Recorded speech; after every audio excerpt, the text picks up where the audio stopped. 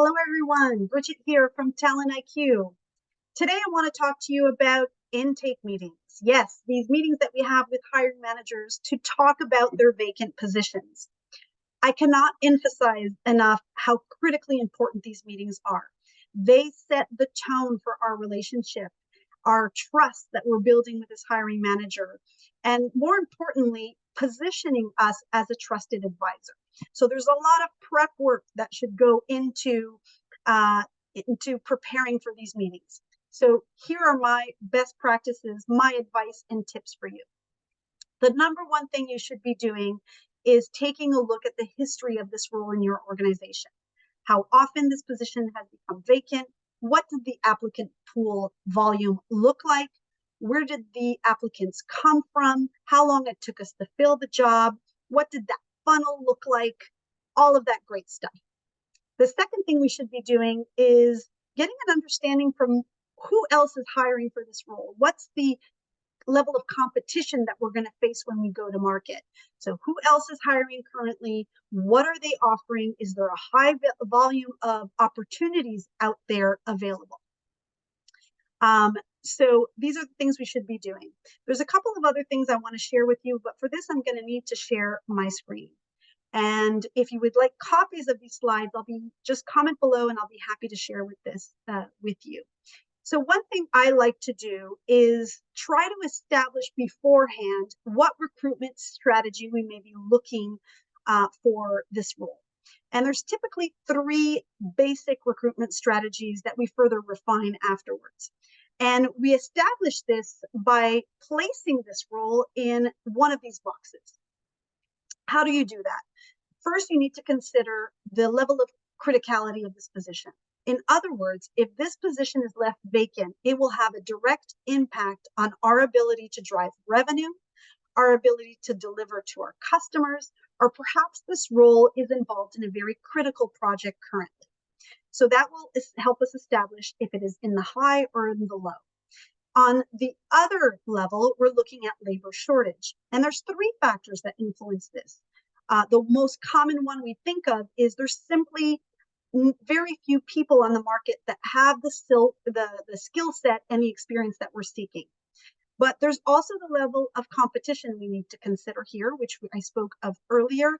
And the third factor is actually our ability to attract talent, meaning perhaps we're not even perceived as a career destination for this type of individual. We're just not on their radar. So that is all important to consider. So that will help us position this role either in quadrant 1, which is not critical, where there's less labor shortage, and we're going to be applying strategy A, which I'm going to show you in a moment. However, if the position is either high in level of criticality or high in labor shortage, we're going to need to elevate our game and apply a different strategy, strategy B. However, if it's highly critical and we know there's a lot of competition, we're going to be applying strategy C. And typically there's very few roles that should fall in this category. So what are the strategies I'm speaking of? Strategy A will be a posting strategy. Why? Because we're tackling an active candidate market. So my energy and my time is going to be put on ensuring we have a compelling job posting. I'm understanding the persona fully, and I'm making sure that the elements in my job posting are answering what's important for this particular talent pool. And the other thing I'm doing here is I'm really focusing on where I'm going to make this position visible, what channels I'm going to use, what job posting sites I may want to consider, and even a certain amount of budget to sponsor the role. And really important here to emphasize what hiring managers, if we're in strategy A, is we need to act very quickly with these candidates. I mean, same day, giving them feedback and moving them along the process very quickly. If we're in quadrant 2 or 3, we're applying strategy B. So there still will be some potential of getting some applicants, but we know we're going to need to also look at the passive and semi-passive candidate pool. For this, we're going to need to do some sourcing. We're going to need to think about our candidate outreach. If these are roles that we have that are recurring, that higher volume, I would consider talent communities here that we would build. This is more of a medium and long-term strategy, but definitely will pay dividends later. We may also want to consider boosting a referral bonus. So that's our strategy B when we're in sourcing and pipelining. Strategy C, on the other hand, we're in a target and hunt. This is where we know we may want to engage immediately with a specialized agency.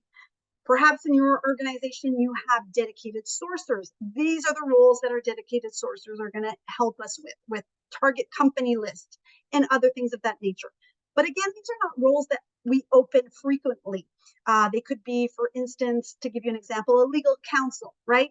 So there's no point in building a talent community for that. So these are my tips I wanted to share with you today on things that you can be doing. But I want to leave you with this also, the thing that you should be avoiding. An intake session is not an order taking meeting. It's not us asking hiring managers, what is it that you look for? What are the must haves? Obviously, we need to extract this from the conversation, but we need to approach it differently. Instead, you should be asking, tell me about how this role contributes to your team's objectives. What obstacles or challenges this person may face in the first 6 to 12 months, and then what skills and competencies they may need to overcome that. Also, how are we going to evaluate success? How is this person's performance going to be evaluated?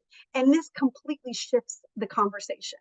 So thank you for listening. If you have your own tips you'd love to share about conducting great intake meetings, please do so below, and see you again soon.